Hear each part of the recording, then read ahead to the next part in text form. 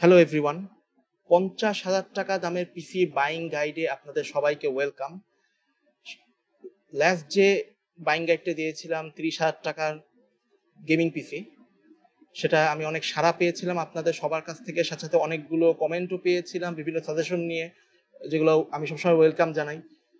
আর সেই সাথে অনেক মেসেজ আমি পেয়েছি যেগুলো 50,000 টাকা পিসি তৈরির জন্য। আমি একটু অপেক্ষা করেছি যাতে কম্পোনেন্টের প্রাইস আরো কিছু কমে এবং আরো ভালো কম্পোনেন্ট আপনাদেরকে আমি সাজেস্ট করতে পারি। তার সাথে আমি বেশি সময় নিব না, আমি খুব তাড়াতাড়ি বলে যাব কথাগুলো। তার আগে আমি কিছু জিনিস আপনাদেরকে বলে দেই। আমি যেই কনফিগার গুলো দেই বা আপনাদের যেগুলো সাজেস্ট করব, মনে রাখতে হবে এটা হচ্ছে আমার তরফ থেকে ফাইনাল সাজেশন। আমি অনেক থটফুল এবং সব দিক দিয়ে চিন্তা করেই আমি এক একটা স্পেক তৈরি করি, এবং সেই সাথে আমার যেটা কনসেন্ট্রেশনের মধ্যে থাকে সেই সময় যখন আমি স্পেক তৈরি করি যে আপনারা ভবিষ্যতে আপগ্রেডও করতে পারেন, তো সেই আপগ্রেডকে মাথায় রেখে আমি আমার সমস্ত সাজেশন আমি দেই। আর এটাই মোটামুটি ভাবে আমার তরফ থেকে ফাইনাল। বাকি আপনারা আপনাদের আউটপুট দিতে পারেন, এটা কোনো ম্যাটারই না। আর আপনারা আরো রিসার্চ করতে পারেন, রিসার্চই একমাত্র আপনাদেরকে আরো ভালো কিভাবে করা যায় সেটা আহ, আপনাদেরকে একটা আইডিয়া দিতে পারবে। কিন্তু আমার তরফ থেকে যতটুকু আইডিয়া আমি দিতে পারি সেটা আমি অলরেডি ফাইনালি আমি এখানেই দিয়ে দিচ্ছি। আবার সেই সাথে আরেকটা কথা আমি বলতে চাই, যেটা সেটা হচ্ছে যখন আপনারা বাজারে কিনতে যাবেন, যদি আপনারা 100% আমার স্পেকই ফলো করেন, সেই স্পেক কোনো দিক দিয়ে আমার তরফ থেকে অথবা আমার আইডিয়া থেকে যতটুকু আমি মনে করি যে কোনো দিক দিয়ে ভুল নেই বা আপনারা লস হবে না। তো কোনোভাবে যেন আপনারা বাজারে যখন যাবেন, সেই যেই দোকানেই আপনারা কিনেন না কেন, তারা যেন স্পিন না করতে পারে আইডিয়াকে। অর্থাৎ তারা বলতে পারে যে না, যার কাছ থেকে আপনার আইডিয়া পেয়েছেন সে কিছু বুঝে না। এই কথার অর্থ হচ্ছে এইটাই, সেই পার্টিকুলার দোকানের কাছে এই জিনিসগুলা নাই, অথবা তারা ডিলার নাই, এইসব জিনিসের ডিলার না। তো এই জন্যই তারা যেসব কোম্পানির ডিলার, সেসব কোম্পানিগুলো আপনাদেরকে সাজেস্ট করবে। তো আমি সব জিনিস মাথায় রেখে কাজ করি, কোয়ালিটি, আপগ্রেড, এসব সব জিনিস মাথায় রেখে কাজ করি। সেজন্য কোনোভাবে যেন কোনো দোকানদার আপনাদেরকে স্পিন না করতে পারে। এটা হচ্ছে 2 3। মনে রাখতে হবে আমার যে স্পেক, এটা হচ্ছে গেমিং পিসি। এইখানে অন্য কোনো পিসির ব্যাপারে চিন্তা করলে চলবে না। এটা এডিটিং পিসি না, এটা হচ্ছে টার্গেটেড ফর গেমার্স। 50,000 টাকা দামের গেমিং পিসি যারা তৈরি করতে চায় তাদের জন্য এই ভিডিও। তো বুঝতে হবে এটা হচ্ছে গেমিং কম্পিউটার। এবং যেটা আমি ফাইনালি বলবো, যে আমাদের অনলাইন প্রেজেন্স, যে অর্থাৎ ওয়েবসাইট গুলা, এখান থেকেই তো আমি প্রাইস দিয়ে দিয়ে আপনাদেরকে একটা আইডিয়া দিব। আপনাদেরকে মনে রাখতে হবে যে আমাদের অনলাইন প্রেজেন্স এখনো এত শক্তিশালী না বিদেশের মতো। এখানকার যে প্রাইস গুলো থাকে ওয়েবসাইটে, সেখানে অবশ্যই কিছু টাকা অতিরিক্ত দিয়ে রেখে দেওয়া হয়। কোনো ধরনের লেটেস্ট প্রাইস আপনারা কোনো ওয়েবসাইট থেকে পাবেন না। সে যত বড় কোম্পানি হোক না কেন, যত বড় ডিলারই হোক না কেন, তার কাছ থেকে আপনি লেটেস্ট প্রাইস পাবেন না, অর্থাৎ ওয়েবসাইটে লেটেস্ট প্রাইস পাবেন না। তো আমি একটা আইডিয়া দেওয়ার জন্য আমি অবশ্যই যে যা ওয়েবসাইটে প্রাইস থাকবে সে অনুযায়ী আমি 50,000 টাকা একটা পিসি বানিয়ে দেওয়ার চেষ্টা করব। কিন্তু মনে রাখতে হবে, আপনি যখন এই স্পেক নিয়ে বাজারে যাবেন, আপনাকে অ্যাগ্রেসিভ ভাবে দামাদামি করতে হবে। প্রত্যেকটা কম্পোনেন্ট নিয়ে খুবই অ্যাগ্রেসিভ ভাবে দামাদামি করতে হবে, এটা কিন্তু মনে রাখতে হবে। দামাদামি ছাড়া আপনারা ভালো জিনিস আপনারা কিন্তু কিনতে পারবেন না। এই কারণে আপনাকে দামাদামি করতে হবে, এবং দামাদামি করে প্রত্যেকটা কম্পোনেন্টের প্রাইস আপনাদের কমাতে হবে। স্পেশালি মাদারবোর্ড আর গ্রাফিক্স কার্ড তো অবশ্যই, এগুলো কমাতে হবে। বরং আমি যে স্পেক দিব সেটা আপনারা বরং 50,000 টাকার থেকে হয়তো আরো কিছু টাকা বাঁচাতেও পারেন। তো আমি চেষ্টা করব সেইভাবেই করার জন্য। কিন্তু আপনাদেরকে এটা মনে রাখতে হবে যে বাজারে গিয়ে আপনাদের দামাদামি করতে হবে, অ্যাগ্রেসিভ ভাবে দামাদামি করতে হবে। এছাড়া আপনারা কিন্তু এই টাকায় পিসি কোনোভাবে, এই টাকায় তো পিসি কিনতেই পারবেন, আমি যেভাবে দিতে পারবো, কিন্তু কিছু টাকা আপনারা বরং বাঁচিয়ে নিয়ে আসতে পারবেন সেখান থেকে। তো এটা অবশ্যই সবচেয়ে ইম্পর্টেন্ট।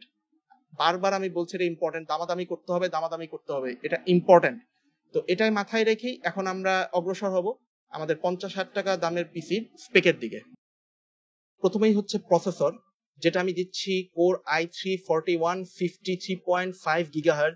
এটার দাম বর্তমানে 8,800, এবং আপনারা বাজারে গিয়ে দামাদামি করতে হবে। আমি মোটামুটি ভাবে বলে দিচ্ছি, বাইনারি লজিকে সমস্ত প্রসেসর পাওয়া যায়। এছাড়াও আপনারা যদি গ্লোবালেও যান, গ্লোবাল থেকেও একই প্রাইসে আপনারা হয়তো কিনতে পারবেন বা আপনাদেরকে দামাদামি করে নিতে হবে। সো এটা মাথায় রাখতে হবে দামাদামির ব্যাপারটা বারবার।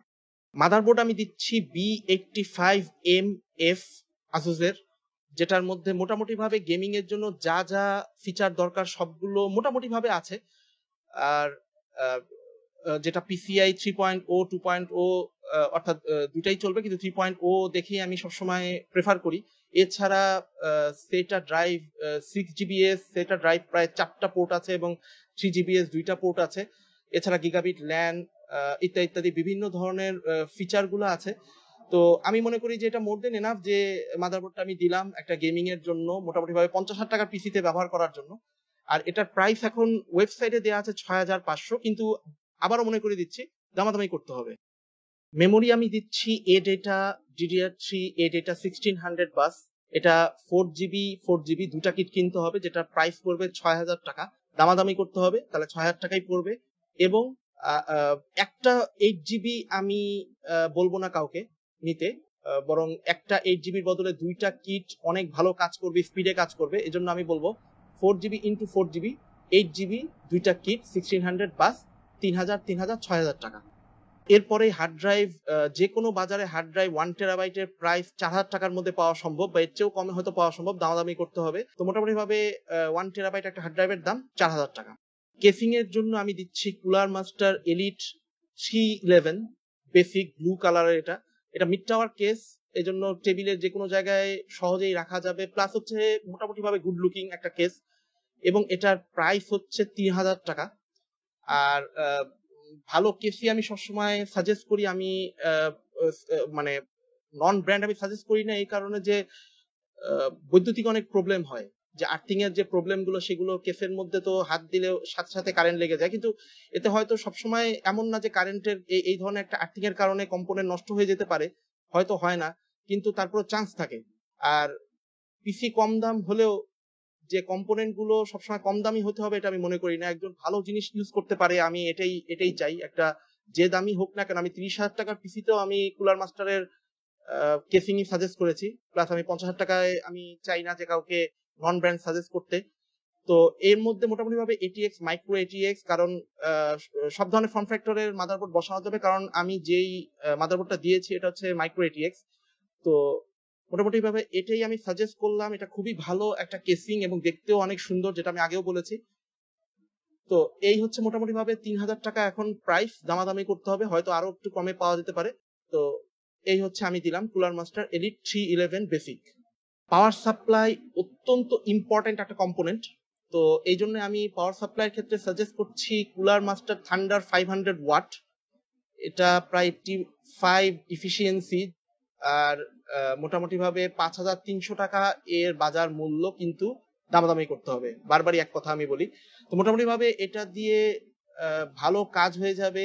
এবং আর একটা যে আমি বলে রাখি সবাইকে অন্যান্য কথা বলার আগে, সেটা হচ্ছে যে অনেকে বলতে পারে যে কেন 500 ওয়াট, কারণ এটা হয়তো ওভারকিল অনেকে ভাবতে পারে, কিন্তু এটা আসলে ওভারকিল না যদি আপনারা আমার দৃষ্টিতে আপনারা দেখেন। অর্থাৎ আমি প্রথমে যেটা বলে নিয়েছিলাম যে আমি সব সময় চিন্তা করি আপগ্রেড যেন ইউজার করতে পারে, খুব সহজে যেন আপগ্রেড করতে পারে। অর্থাৎ আমি বর্তমানে যে স্পেক দিচ্ছি তার থেকে বাড়ালেও যেন তাদের সমস্ত কম্পোনেন্ট একসাথে চেঞ্জ না করতে হয়। তো সেই ক্ষেত্রে একটা 500 ওয়াট ফিউচার প্রুফ হবে, মোটামুটি ভাবে সে ভালো আপগ্রেড করতে পারবে অনেকদিন পর্যন্ত। তো আর তাকে হয়তো পাওয়ার সাপ্লাই, তারপরে কেসিং, এই ধরনের জিনিসগুলো চেঞ্জ করতে হবে, প্রসেসর চেঞ্জ করতে হবে না, মাদারবোর্ড চেঞ্জ করতে হবে না, খালি গ্রাফিক্স কার্ড চেঞ্জ করলেই হবে। বা যদি কোনোদিন চাইও যে সে প্রসেসর চেঞ্জ করতে চায়, সে আপগ্রেড করতে পারে, সেই ক্ষেত্রে 500 ওয়াট তার জন্য অত্যন্ত ইউজফুল হবে এবং তাকে পাওয়ার সাপ্লাই আর চেঞ্জ করতে হবে না। তো এই মোটামুটি ভাবে আমি দিচ্ছি কুলার মাস্টার থান্ডার 500 ওয়াট 5,300 টাকা, এবং দামাদামি করতে হবে। এখন হচ্ছে সবচেয়ে ইম্পর্টেন্ট কম্পোনেন্ট একটা গেমিং কম্পিউটারের, এটাই মেইন কম্পোনেন্ট। গেমিং কম্পিউটার যদি হয় সেটা হচ্ছে গ্রাফিক্স কার্ড। আর গ্রাফিক্স কার্ডের ক্ষেত্রে আমি যেদিকে যেতে চাচ্ছি সেটা হচ্ছে GTX 750 Ti স্ট্রিক ভার্সন, যেটা হচ্ছে 2GB GDDR5 PCI Express 3.0 supported অবশ্যই।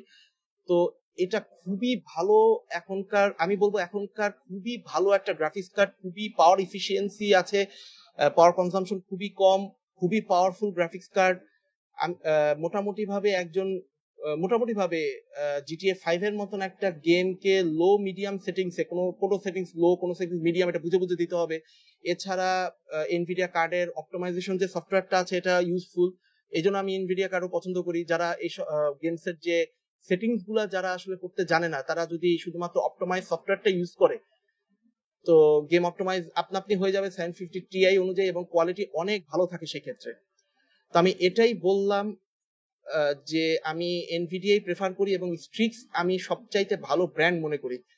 তো এখন মোটামুটি ভাবে এই গ্রাফিক্স কার্ড বাজারে আছে 17,000 টাকা এবং মনে করে দিচ্ছি দামাদামি করতে হবে।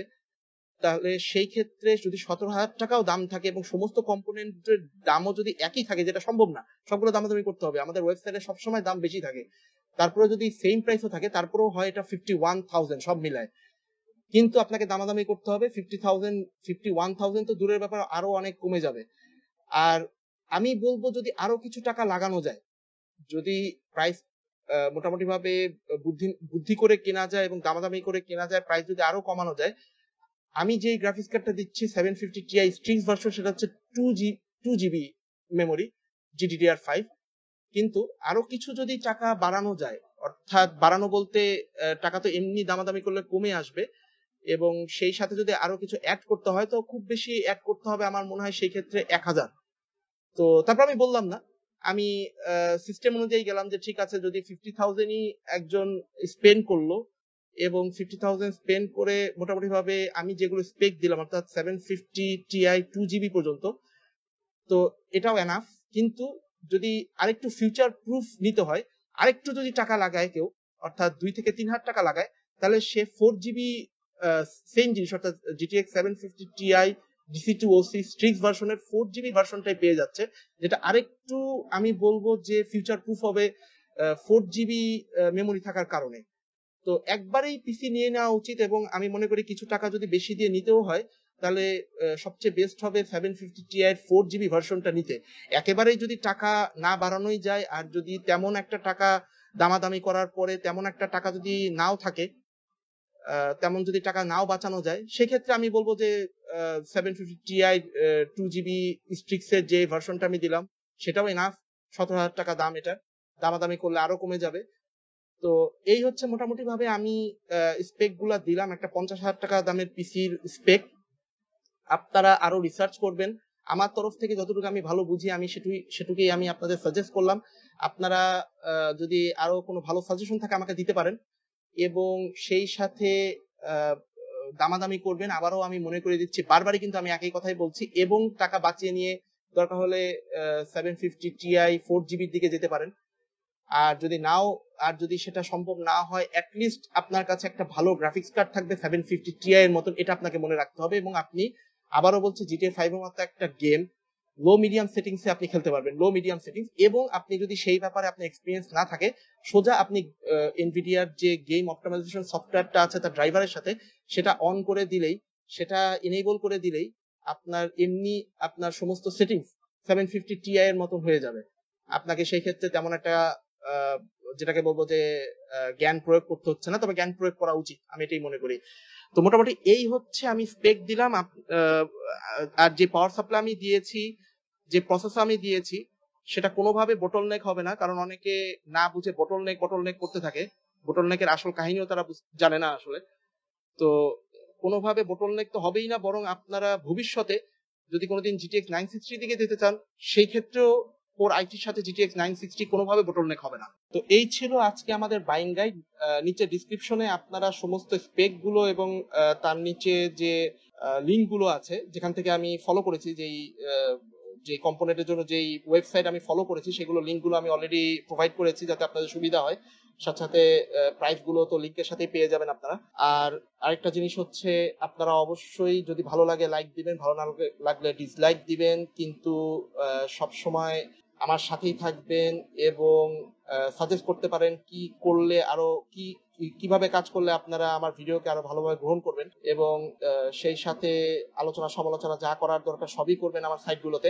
তো অবশ্যই আমার চ্যানেলে সাবস্ক্রাইব করবেন, এটা জরুরি, এবং আমার ফেসবুক পেজে লাইক দিবেন, এবং ROG বাংলাদেশ পেজে তো মাস্ট লাইক দিবেন। এটা আমাদের রিপাবলিক অফ গেমার্স, এটা আমাদের বাংলাদেশের ROG পেজ। তো সবাই ভালো থাকবেন এবং সাবস্ক্রাইব করবেন, লাইক দিবেন আমার পেজে। সবাইকে ধন্যবাদ দিয়ে শেষ করছি। Good bye.